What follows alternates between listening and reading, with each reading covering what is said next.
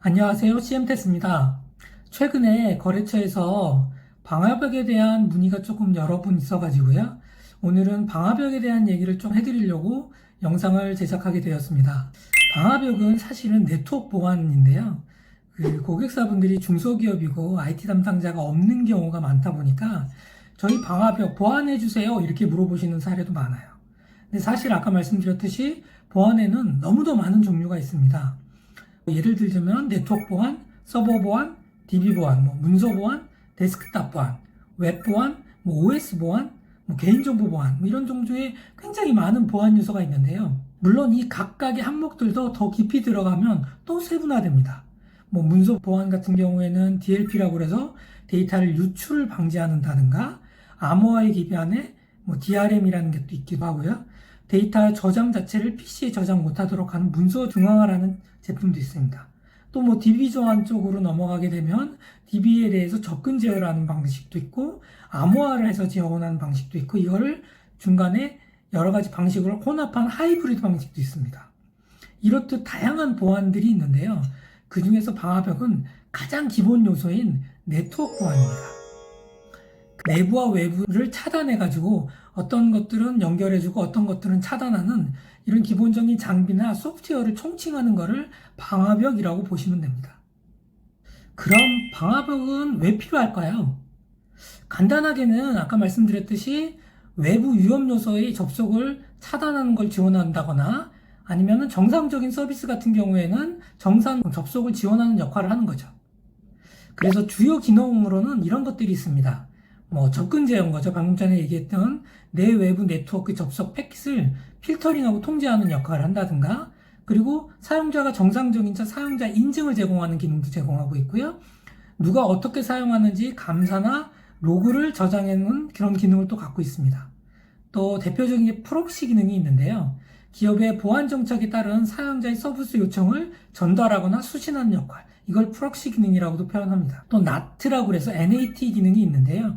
요거는 주소를 변환시켜주는 기능입니다. 이 주소를 변환함으로써 안정성을 확보한다든가 가용성을 증대하는 거죠. 안정성은 외부에서 직접적인 IP를 모르게 하는 거고요. 가용성은 외부 접속할 수 있는 IP는 좀 정해져 있는데 몇 개, 그거를 내부의 공유기 같은 거를 써가지고 여러 가지 사설 IP 대역을 하게 되면 그거보다 더 많은 사용자가 접촉해서 쓸 수 있으니까 가용성을 증대하는 역할도 갖고 있습니다. 그래서 기본적으로 IP, 포트 기반을 통제하고 방화벽은 L3에서부터 L7, 우리가 OSI 7 레이어에서 L3에서부터 L7까지의 응용까지도 통제하는 기능을 갖고 있다고 생각하시면 방화벽의 기능을 어느 정도 이해하고 있다고 생각하시면 될 것 같아요. 그럼 방화벽의 종류는 어떤 것들이 있을까요? 방화벽은 아까 말씀드렸듯이 네트워크 보안이니만큼 어떤 네트워크 계층에서 작동하는지에 따라서 구분할 수 있고요. 또 구축하는 방법에 따라서 그 방화벽의 종류를 구분할 수 있습니다. 네트워크 계층에 따라서는 패킷 필터링 방화벽, 어플리케이션 게이트웨이, 서킷 게이트웨이, 이것으로 혼합된 하이브리드 방식, 이런 방식으로 좀 나눌 수 있어요. 패킷 필터링 방화벽이라는 것은 OSI 7 레이어 중에서 3계층과 4계층인 네트워크 계층과 전송 계층에서 동작하고 하드웨어 기반의 통신 기능을 담당하는 경우가 많아서 처리 속도가 빠른 장점이 있습니다만 상위 계층 요소, 아까 말씀드린 어플리케이션 단까지 올라가지 않기 때문에 그 상위 요소에 대한 모니터링을 하는 데는 한계가 있는 것이 사실이죠. 반면에 어플리케이션 게이트웨이는 7계층까지 다 OSI 7 레이어인 어플리케이션 계층까지 얘가 모니터링을 하면서 동작하는 그 방화벽이라고 생각하면 되겠습니다. 매우 높은 보안 정책이나 기능을 실현할 수 있는데요. 대표적인 것이 웹방화벽이라든가 아니면 메일 필터링 이런 것들이 모두 그 L7 계층에 있는 어플리케이션 게이트웨이 방화벽이라고 생각하시면 되겠습니다. 그 대신 어플리케이션 계층까지 모니터링 해야 되기 때문에 성능이 좋아야지만 되는 단점이 있는 것도 사실이죠. 그 외에는 서킷 게이트웨이라는 방화벽도 있고요. 세션하고 어플리케이션 계층에서 동작하는 그런 방식이라고 생각하시면 되겠습니다. 물론 요즘의 방화벽들은 대부분 이 방식을 혼용해서 사용하고 있습니다. 그래서 최근에는 또 차세대 방화벽이라고 해서 실시간으로 잠재적 위험이나 트래픽까지도 분석하고 이거를 같이 동시에 차단하는 그런 방화벽을 쓰는 것이 대부분이라고 생각하면 되겠습니다. 그럼 어떤 방화벽을 우리는 선정해야 할까요? 이거는 사실 정답이 있는 게 아니고요. 기업의 상황이나 요구 사항에 따라 적정한 것을 적용하는 것이라고 보시면 되겠습니다. 무조건 비싸다고 보안이 높다고 좋은 게 아닌 거죠. 왜냐하면 보안이 높으면 아까 말씀드렸듯이 성능이 떨어지거나 사용성이 떨어질 수 있거든요.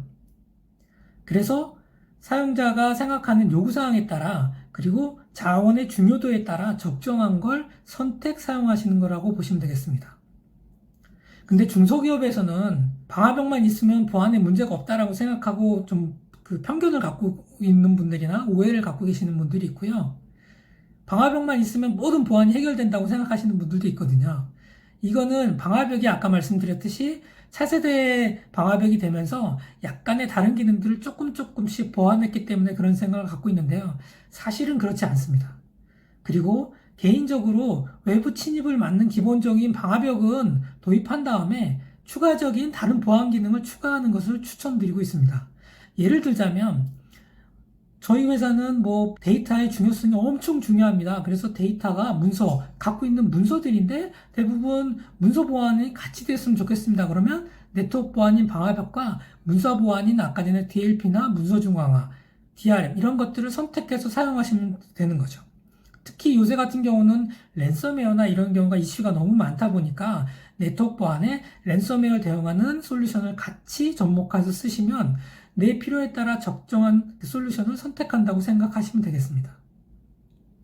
저희 CMTS에서도 방화벽 같은 경우는 뭐 전 세계 1위인 포티넷부터 시작해서 최근 많이 사용하고 있는 소퍼스, 힐스톤, 하웨이, TP-링크, 주니퍼 방화벽 등을 모두 취급하고 있으니까 언제든지 편안하게 물어보시면 되고요. 방화벽에 대한 기본적인 오늘 설명은 드렸는데 아까 말씀드린 최근 트렌드인 차세대 방화벽에 대해서 이 편에서는 좀 더 자세한 기능과 역할에 대해서 설명드리는 영상을 한번 찍어보도록 할게요. 그럼 오늘은 이걸로 영상을 마치겠습니다. 감사합니다.